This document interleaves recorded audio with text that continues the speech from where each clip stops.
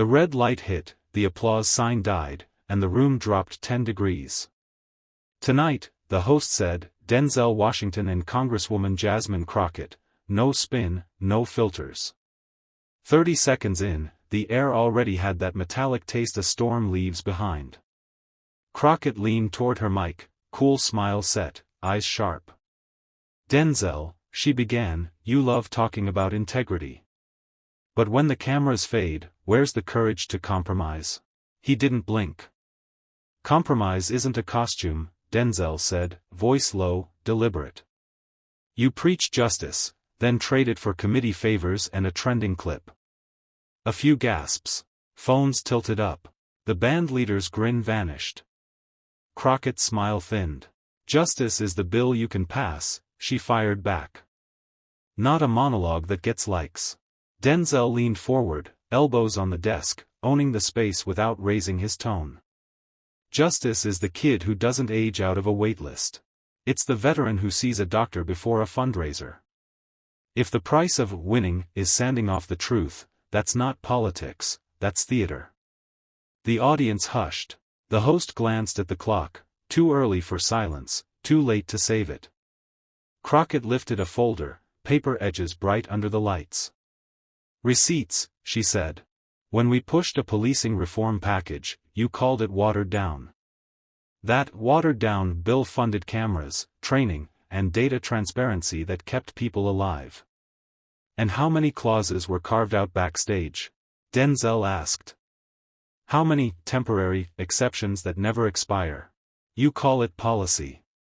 I call it polite sabotage. Crockett set the folder down, eyes steady. You want purity. I want progress. People don't live in speeches. And they don't thrive on half measures, Denzel answered. You don't get to sell an aspirin as a cure just because the patient is tired of hurting. A rustle moved through the seats, agreement, annoyance, attention. The camera punched in, 2 faces, 0 retreat. So which is it? Denzel said. Justice, or a job title? Crockett's reply came quick, crisp, unshaken. It's both. Because power without a seat is a sermon nobody votes on. Crockett leaned forward, her tone sharp, eyes narrowing as if she were ready to cut through Denzel's words with surgical precision. You speak of justice as though it belongs to you, she snapped, her voice carrying across the studio like a whip. But what have you done when the cameras weren't rolling? It's easy to play the righteous man in Hollywood, but real justice takes more than a speech and a spotlight. The crowd shifted uneasily. Some clapped, others booed. The tension was electric, every breath in the room sinking with the volley of words between them. But Denzel didn't flinch. He leaned back in his chair, calm but coiled like a spring, his silence louder than her accusation. Then, with a slow shake of his head, he spoke, his voice measured but burning with controlled fire. Justice isn't a brand, Congresswoman. It isn't a performance you put on to score points with your party, he said, each word deliberate, landing like hammers against stone. You talk about real work. Well, real work doesn't mean parroting slogans or chasing cameras. It means standing up when it costs you something. And I've paid my price for speaking truth, not for playing politics. Crockett's lips tightened, but Denzel pressed on, his voice rising now, cutting through the studio noise like a blade. You've turned justice into a game board, with pawns and pieces you move around to fit your narrative. But justice isn't yours to manipulate. It's bigger than you, bigger than me, bigger than the politics you cling to. The studio broke into chaos, applause from one side, jeers from the other. Crockett fired back, pointing a finger across the table. You think you can sit there and lecture me about politics? You've never carried the weight of real legislation, the pressure of fighting for your district, the battles in committee rooms where nothing is glamorous, nothing is scripted. But Denzel didn't flinch. He leaned forward now, his calm gone, his voice thunderous, and yet, somehow, in all that fighting, the people are still waiting for the justice you promised. So tell me, Congresswoman, who are you really serving? The air was molten. The moderator's voice was drowned out as the studio split into warring cheers and boos. Denzel and Crockett were no longer just debating, they were waging a war of truth and image, each line sharpening the divide, each word pulling the audience deeper into the fire. Crockett slammed her hand on the desk, the echo bouncing off the studio walls. Her voice rose above the noise. "Don't you dare question my service, Denzel. I've been in the trenches every single day fighting for people who will never know your name, people who don't care about your movies or your fame. You sit there with your Hollywood clout and call yourself a truth-teller? That's easy when you're not accountable to anyone but your fans." The jab landed heavy.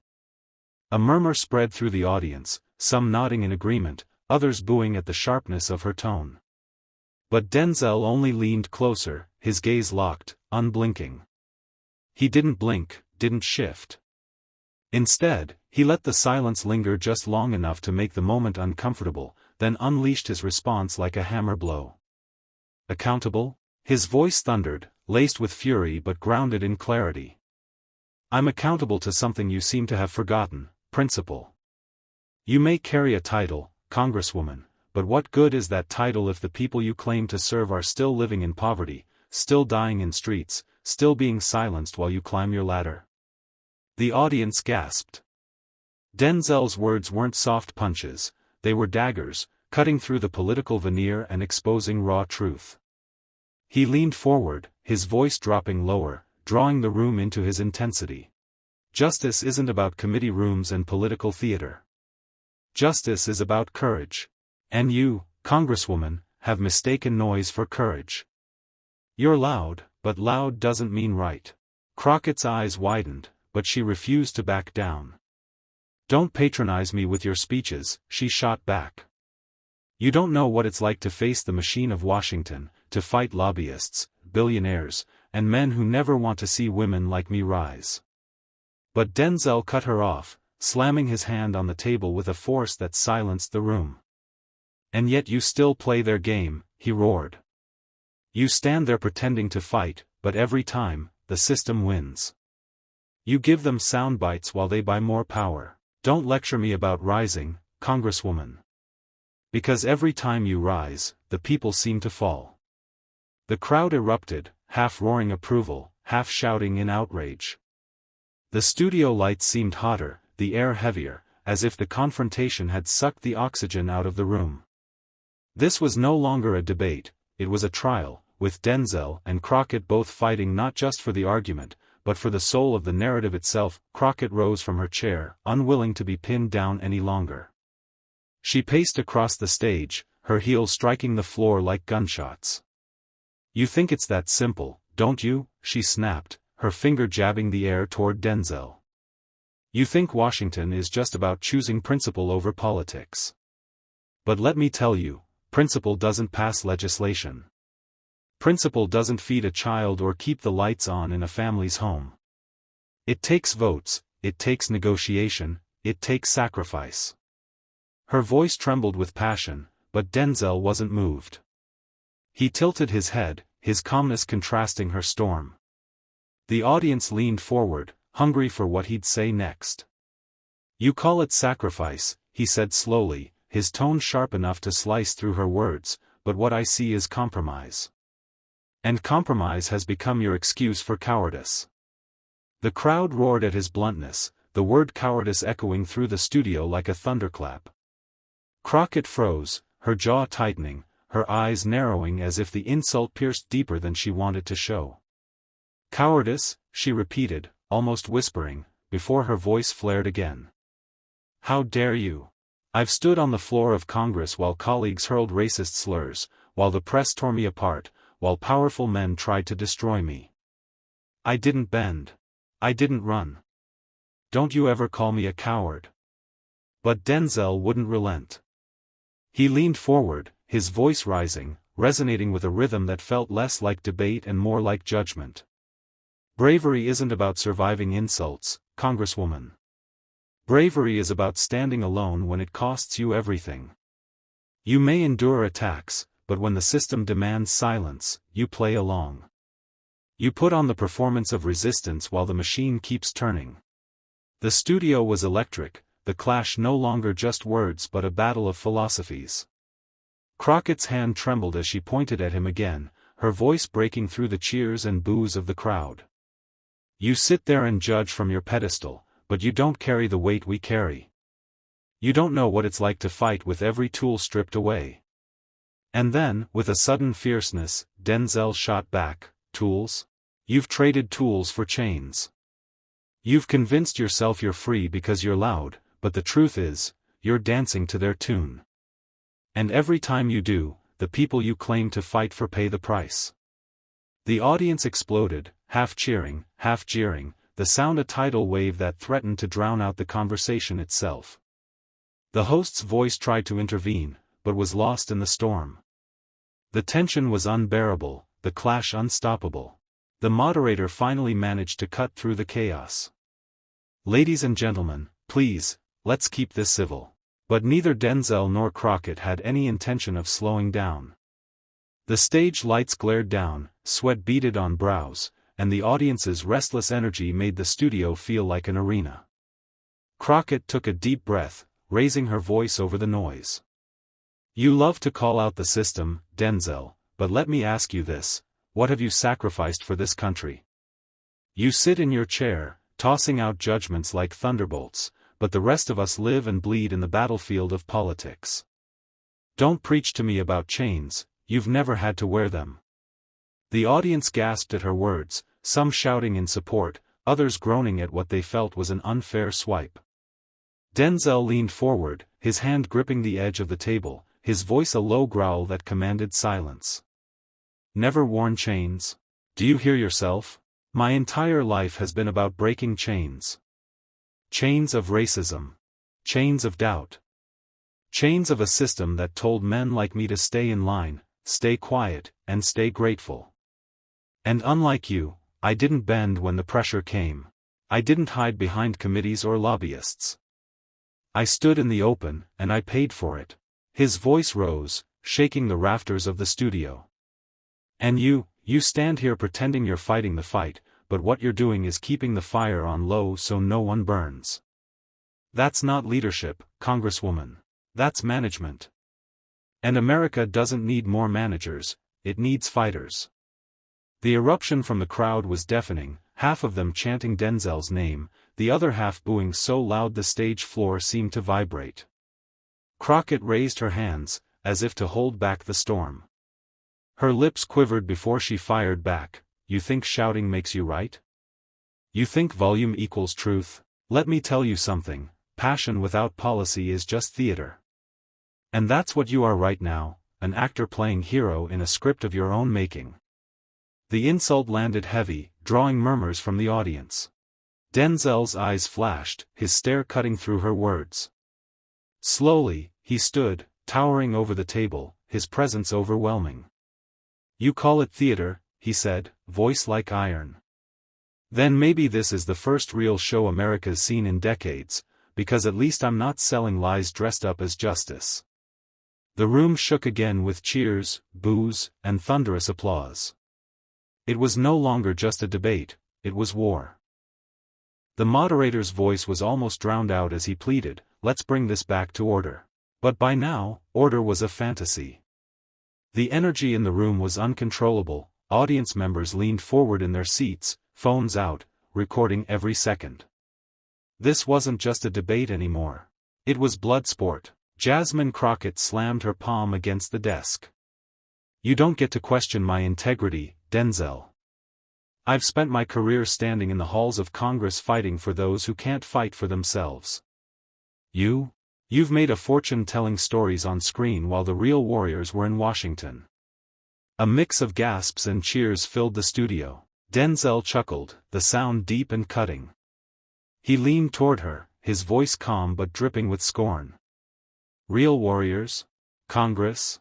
Let me remind you, Washington is the same place that rubber-stamped wars we didn't need, budgets that broke our people, and laws that caged them in.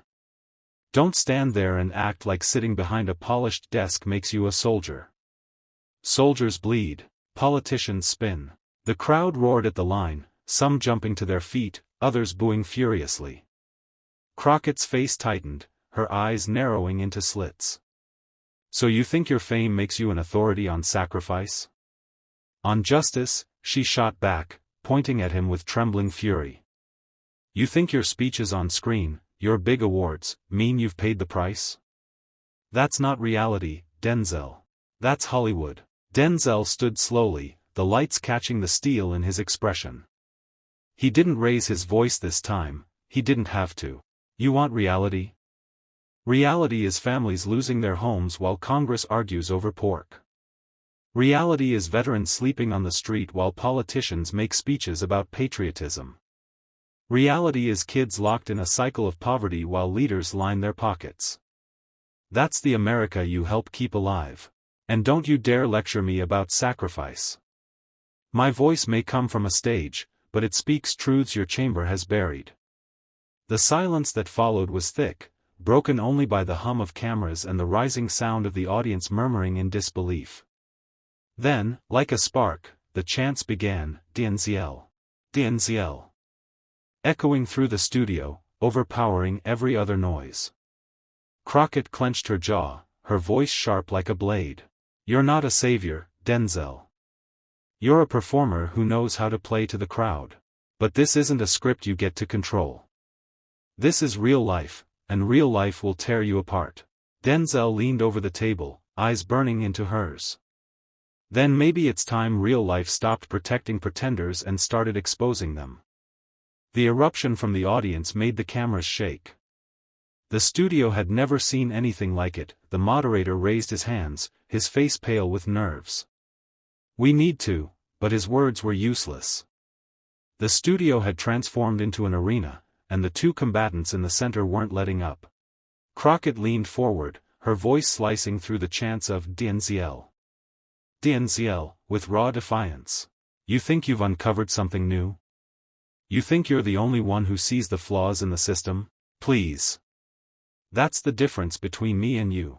I'm inside the fight, grinding it out, while you sit outside throwing stones. That's not courage, that's convenience. Denzel smirked, shaking his head slowly as if disappointed in a stubborn child. Convenience? Jasmine, there's nothing convenient about standing up in front of millions and speaking truths that could end my career, damage my name, even put me in danger. I don't hide behind party loyalty, I don't calculate polls before I open my mouth. That's what politicians do. You think proximity to the machine makes you a fighter, but it makes you a cog. And when people finally realize it, they'll toss you out as easily as they did the last one. The crowd split into chaos, half cheering wildly, half booing with venom. The camera zoomed in on Crockett's tightening grip on her microphone. Her voice cracked with indignation. I don't answer to you, Denzel. And I sure as hell don't answer to the mob in this room. I answer to the people who elected me, people who actually understand policy, not punchlines. Denzel didn't flinch. He stepped closer, lowering his voice to a dangerous calm that somehow cut louder than her shouting. Policy? Don't insult us. Policies are words on paper until they touch people's lives. And the people are telling you, loud and clear, they're tired of papers and promises. They want leaders who bleed with them, not posture above them. For a moment, Crockett was frozen, her mouth opening but no words coming out. The crowd sensed it, like blood in the water. The chant swelled again, thunderous, shaking the rafters. Denzel. Denzel. The moderator tried again, his voice breaking. We have to take a break. But the audience drowned him out completely. Cameras caught Denzel turning slightly, scanning the room with an expression that said he knew he had just shifted the energy of the night. Then, locking eyes with Crockett again, he leaned forward, his words carrying the weight of a verdict. You talk about fighting for justice, Jasmine, but the people don't feel justice. They feel abandoned.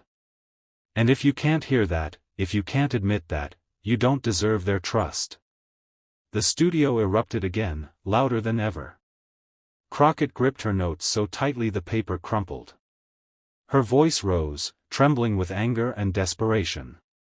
You don't get to decide who deserves trust, Denzel. You don't hold office, you don't carry the responsibility. Denzel shot back instantly, no, I carry something heavier. I carry the truth they've been denied. And that's why they're with me, not you. The roar of the crowd was deafening. The studio was vibrating with tension now, every breath from the audience sharp, every glance between Denzel and Jasmine charged like static before a storm. Jasmine, her voice cracking with fury, leaned into the mic. You think you can call me out? You don't know what it's like to fight every day in these halls for our people. Her words came rapid, but beneath them was a flicker of insecurity the crowd could sense. Denzel didn't wait. His voice cut through her defense like a blade. No, Jasmine. What I see is someone hiding behind speeches while communities crumble. You talk about justice, but when the cameras are off, where's the fight? Where's the risk? Justice isn't theater. Justice is sacrifice. Gasps filled the room, the audience split between shock and exhilaration. Jasmine tried to smile, but it trembled, faltering under the weight of his charge. Denzel's delivery wasn't just words, it was lived experience, scars turned into sentences, pain turned into fire. The silence after his rebuttal was louder than her shouting had been. The moderator shifted uncomfortably, sensing the scales tilting. Cameras zoomed closer, hungry to capture the exact moment Jasmine's confidence collapsed under the pressure. She tried to answer, but her words tangled, stuttering into fragments. And Denzel, steady as stone, delivered the closing blow of the exchange. If your politics needs applause to survive, then it was never justice, it was always a performance. The audience erupted, cheers, claps, whistles, the sound of a crowd watching truth slice through illusion. The roar of the crowd still echoed when Jasmine slammed her hand on the desk, her face tense with desperation. You don't get it, Denzel. You're an actor, not a policymaker. You can preach, but you don't carry the burden of legislation. You don't sit in endless committees fighting tooth and nail. Before she could finish, Denzel leaned forward, his eyes locked on hers with piercing calm. And that's exactly why people trust me. Because I don't hide behind procedure while families starve. I don't drown justice in red tape. You call it a burden, I call it your excuse. The audience gasped again, some even shouting, "That's right," as if they'd been waiting for someone to say it out loud. Jasmine's composure cracked further. She shuffled her notes, as though paper could shield her from the weight of his truth. You think exposing me makes you a hero? She shot back, but her voice wavered. You think tearing me down builds anything?